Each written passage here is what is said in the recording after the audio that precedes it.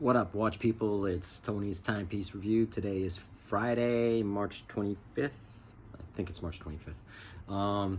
Anyway, just thought I'd do a kind of an impromptu video. They're kind of all impromptu, actually. I don't script anything or write anything down, so whatever. Anyway, today I am wearing my Santos Large. Love this watch. Looks great when you actually go out in the sunshine and it's bright and it looks cool. I love this watch. It's very comfortable, and I did order a new Santos strap for it, which should be here probably 6 to 7 years. Takes forever for those straps to get made. However, today I just wanted to talk about the new Omega Swatch, Moon Swatch, and I wasn't actually going to do a video on it because it was like I knew that was going to blow up on all the watch channels, and it has.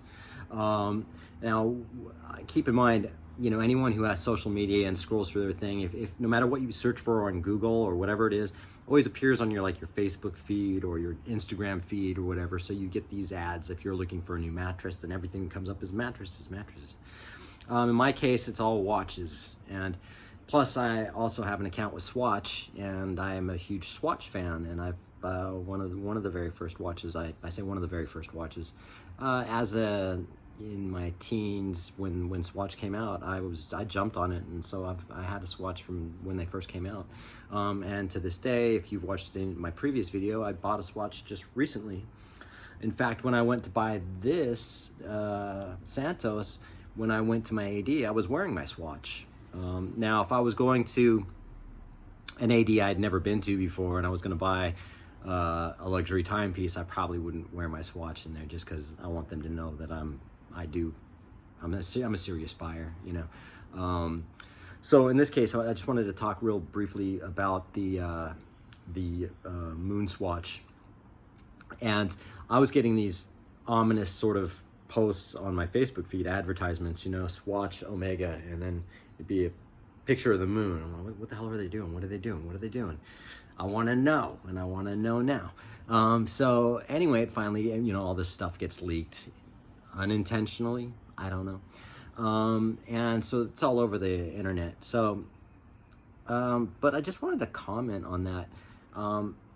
Once I actually, when I fully found out what it was about the Speedmaster, I saw the first video I saw on YouTube was from Bark and Jack. I don't know if you know that dude's channel, but yeah, it's pretty cool.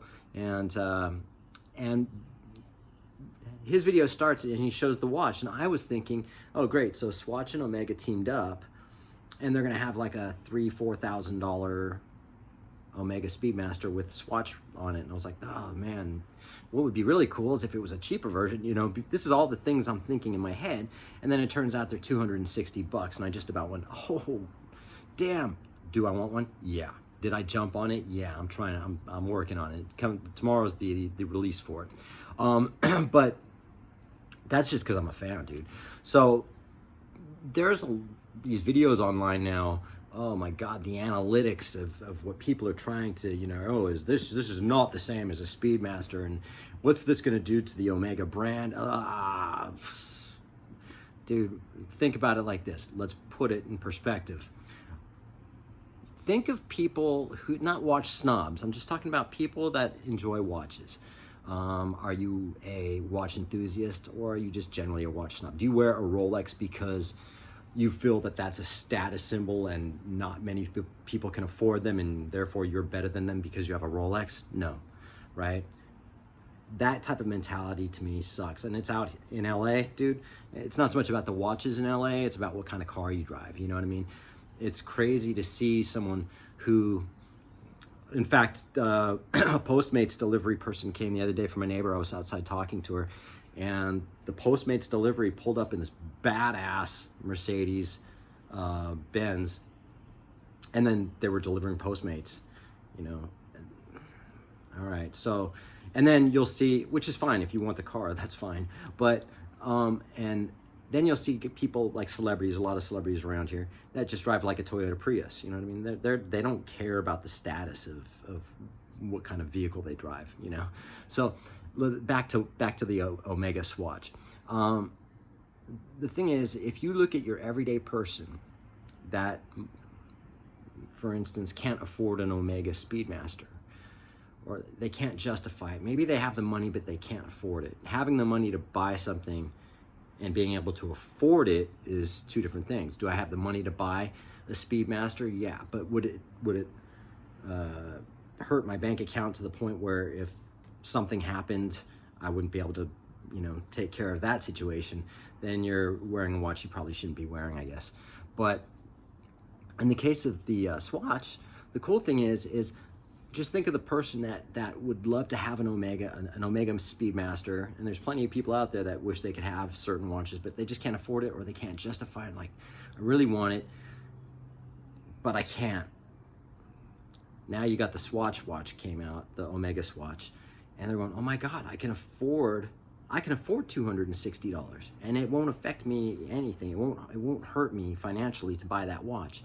Now you can wear an Omega Speedmaster, and you love the watch because you love it. It's not a status thing, it's what it is. I mean, some people will never be able to afford a Rolex or be able to afford an Omega or name the brand, I'll never be able to afford a Richard Mille, okay? But then again, if I could, I wouldn't. I'm not, I'd go for a Patek any day, and I would not buy an AP. I'm not an AP fan.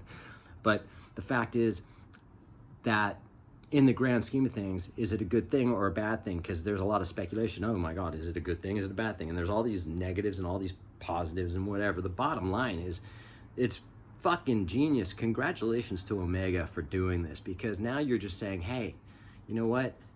Anybody can now get an Omega Speedmaster. And, it's not a real Speedmaster. Yeah, it is. It's got Omega on the dial.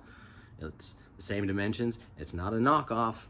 It's an Omega Speedmaster. Granted, it's a Swatch Speedmaster, but it's still a cool watch. And that's all you take it for, face value. It's a cool watch. It's not a luxury watch. I think if anyone buys one of those and then tries to pawn it, make it look like no, it's a real Omega, or the high-end one, $7,000, $8,000 Omega Speedmaster, it's not that, and you need to recognize that, I guess. If you own a Speedmaster and you feel that now that Omega did this, it cheapens the brand, then guess what, man? You're wearing the watch for the wrong reason.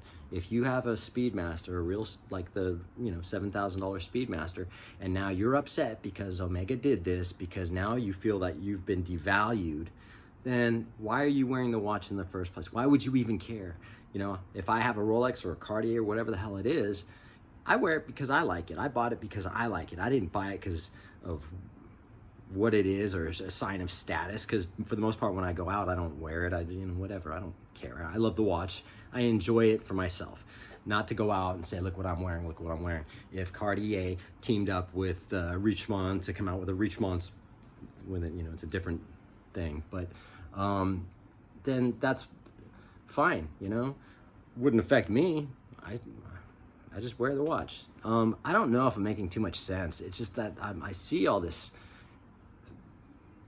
stuff. I'm watching some of these videos and I'm just kind of cracking up. I'm like, oh, really, man? You're taking this way too seriously. The only thing is that I heard that it's not going to be a limited edition, which is great, because I fear that the only place you can get these are starting tomorrow, Saturday, at the Swatch stores, only certain Swatch stores. And I think a lot of people are hoping to get in line to get these Swatches and then put them out on the market and jacking up the price, and that's not cool either. So hopefully, these will be eventually online, and there's not going to be an issue with them. So, and again, for me, if I'm gonna do everything I can to get one, and if I get one, I'll do a video on it, and I've got some things in the works and whatever. But it also makes me appreciate Omega that much more for doing this. Now, granted, my first watch, one of my very first watches was an Omega. This is a 1956 Omega. It's in mint condition, and I've had this since I was 13 years old. Long story, but I still have it, and it's an awesome watch. I never wear it, but I have it. So, having said that, if I made sense, let me know what you think about the new Omega Swatch, Moon Swatch, and if you think it's a good thing, a bad thing, or whatever. And just that's all I got to say, man. And this has turned out to be a longer video than I anticipated. So, other than that, hope you guys are having a good day. Peace out. Thank you.